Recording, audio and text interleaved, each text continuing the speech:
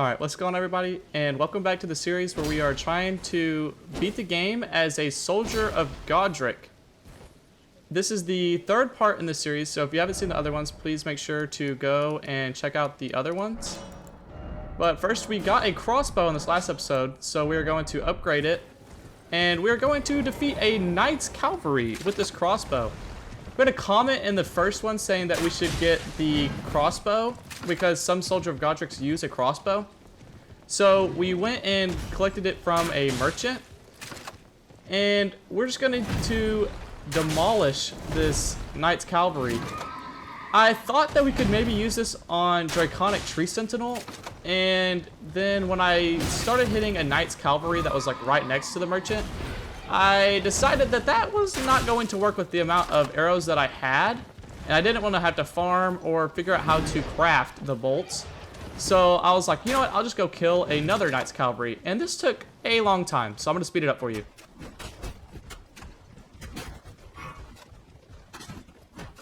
The worst part about this fight was not that the crossbow did very little damage.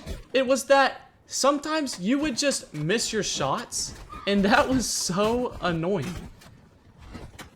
Also, the funny thing is, you know the little giants with the carriage behind them? You could kind of see them in that little spot right there. By the time that I actually finished killing this knight's cavalry, they had made it all the way across the bridge. You see them right there. But now that we have defeated the knight's cavalry with the crossbow, which I probably won't be using again, we're going to grab a couple more golden seeds, and we're going to start our preparation for using the Lord Sworn's straight sword. And I thought that killing the Morgot was going to have enough runes to upgrade it all the way, but it wasn't, so I decided to go to the Dragon's Barrow area and kill this tree avatar because I wanted to get the Opaline bubble tier and the poise breaking knot tier or whatever it's called. But it turns out this fight was a little bit harder than I anticipated, and in this episode I struggle a lot with the bosses that I had to fight. I wanted to beat Sewer Moog and Godfrey and Morgot all in this episode, and I ended up doing it, but it did not come without its struggles, as you can see.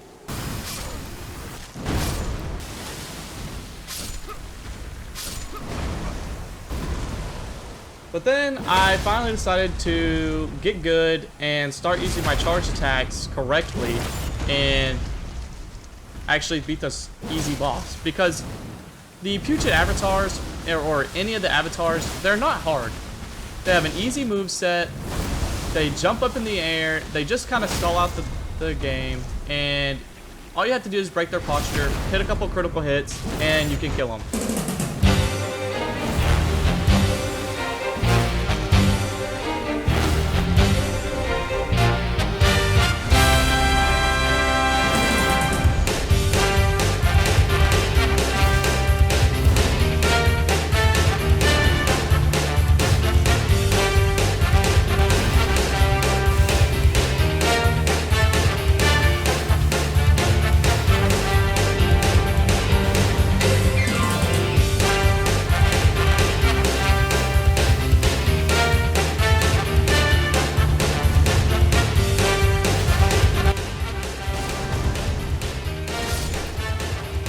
And now that we have that boss fight done, we are going to use some of these runes to level up, and then we're going to use the rest of them to get our sword leveled up. So we're going to put all of those points into Vigor, and then we are going to go and level up the sword all the way to plus 12. I think the straight sword is actually pretty decent, considering it does like no damage. We then go and defeat this rune bear for a larval tier, and we go to Renala and respec into dexterity. I actually really like dexterity. I did a whole playthrough, or one of my 2 playthroughs I've done, I did with a katana and just using unsheath. Now, I did put a Ash of War on this thing, the repeating thrust, thinking it was going to be good against Draconic Tree Sentinel. It was not. The repeating thrust is not really that good of an Ash of War against Draconic Tree Sentinel, who is an easy boss. I really like the Tree Sentinel bosses, just because I know their moveset pretty well, even though I got kind of smashed right there. But I decently know their movesets, so it doesn't really take me that long. Any Godfrey fight, I am terrible at. For some reason, I cannot learn his moveset at all. One thing about these next couple bosses that we're going to fight, Moog and Morgot, they stall out their fights for so long and it's so annoying. So people like Draconic Tree Sentinel and Godfrey, I love because they keep up the aggression, they stay up in your face, so it makes it a lot easier. I kept trying to use the Ash of War whenever I had time to use it, and it would kind of work, but I end up just using R2s and stuff to break his posture. That way I can get like a free charge attack off. But as you can see, the Ash of War, just, you didn't have enough time to get it off and actually deal damage to the Draconic Tree Sentinel.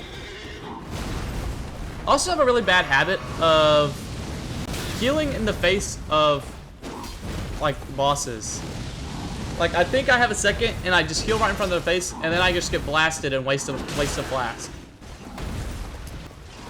But for the straight sword, I figured out that jump R2s actually do a decent amount of poise, and with the poise tier, it's actually pretty good. It's a viable way to go about. Now, we don't do the most damage in the world, but it's viable. The R1 is also the way to go sometimes. I don't ever use the Ash of War on the thing anymore. I actually end up changing the Ash of War on it for Morgot, but the Tree Sentinel second phase really isn't that hard. I generally kind of think it might be easier than the first one, because when he does his little lightning attacks, you can start to close the distance off, and you can just get up on him. And his moves, I feel like, have a longer reset time to hit him. So we're just gonna finish him off right here with a couple of R1s, and yeah, that's Draconic Tree Sentinel down. We're then gonna move and defeat the tree avatar here. Again, pretty much free fight if you're not trash. To get the Lord's Rune, because I wanted to level up a little bit more before I fought Sewer Moog.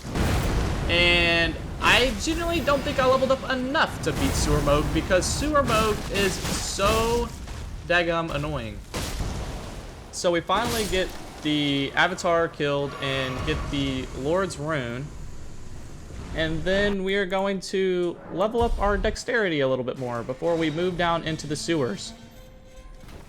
The sewers are quite literally the bane of my existence.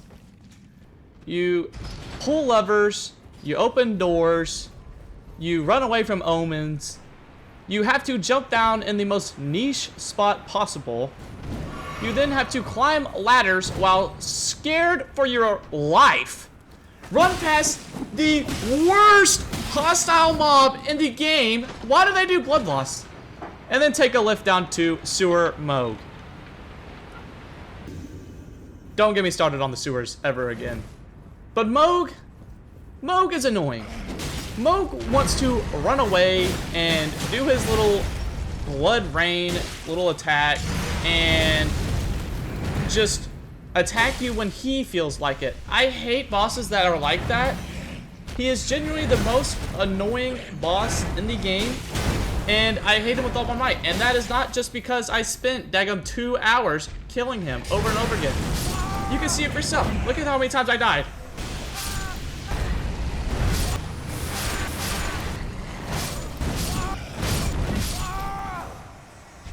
That is not even all of it. But then I just decide it's time to get good and absolutely cook Moog. And I'll just let you watch for yourself, because I'm genuinely proud of beating him.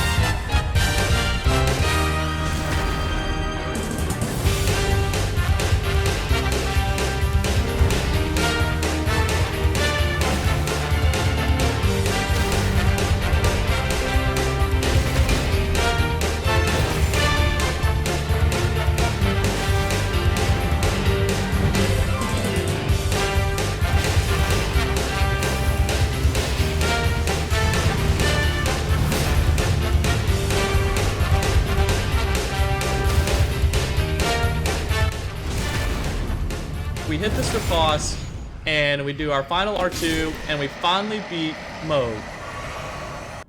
We didn't level up our vigor because we took way too much damage that fight. We moved down just to see that getting the Frenzied Flame is literally sealed off by Morgot, and I was so freaking mad. But hey, we beat him. We grabbed the Golden Seed right before Godfrey and headed into the fight. I said this before in this video. I suck at the Godrick fights. I'm really bad at his moveset. The only thing I got down is jumping over that stupid little attack. But I am actually really, really bad at this fight. And I don't know why. My first time and second time playing, I got hard stuck on Godfrey and Horalu. It was really, really bad to the point where I had to take breaks both times.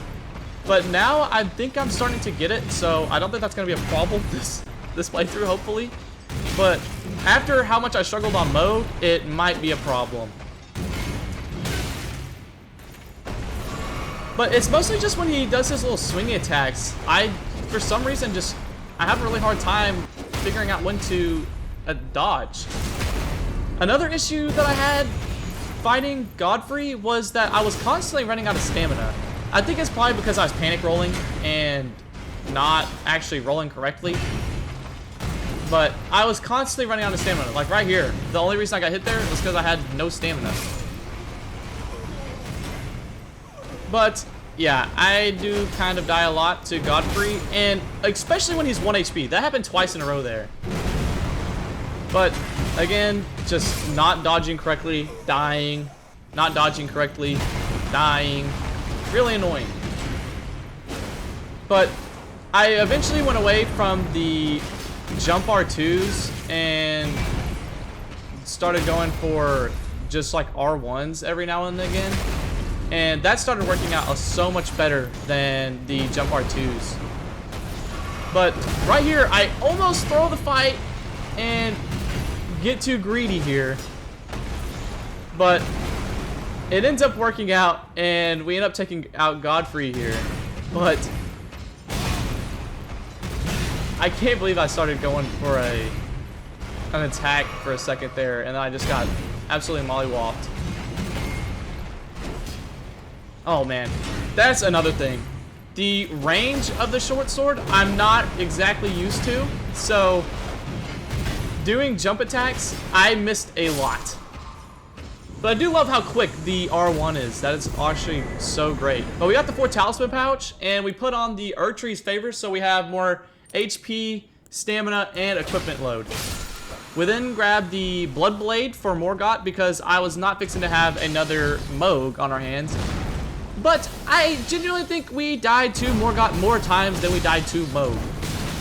I don't know why we struggled so much on Morgot like we did, but it was genuinely so frustrating. Just watch.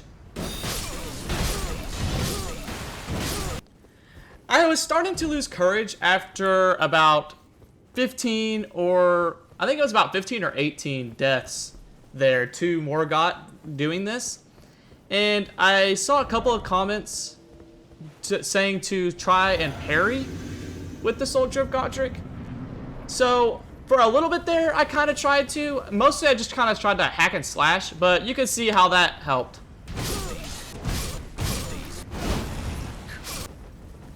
But I went with the old classic of just trying to get good. Go back to the hack and slash. Just dodge his attacks. And well, that went about like this.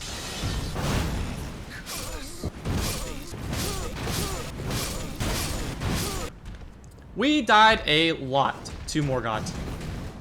But we finally did get Morgot. It just took about 45 to 50 tries. Putting the bleed on the sword was so freaking clutch. I was so happy that I did that because I did pretty much 0 damage to Morgot. There was a couple of extremely close calls during this fight. I still don't know how to dodge Morgot. But I think just having that Erdtree's favor actually helped so much with this fight, because there were so many times that I was like barely 1 health and able to survive and get back and heal. And the bleed just, oh my gosh, that carried me so much through this fight, even though I struggled so bad. And right here, I got super greedy and tried to get another hit, and I almost died and ran straight into the geyser as it ended. So that could have been the biggest screw up. But then we get to the next part where I also died a ton because I am genuinely terrible at Elden Ring parkour. It is so sad the amount of times that I died. I'm not going to show how many times that I died to this little parkour area, but I just want you to know it was about the same amount of times that I died to Radon. And that is saying something.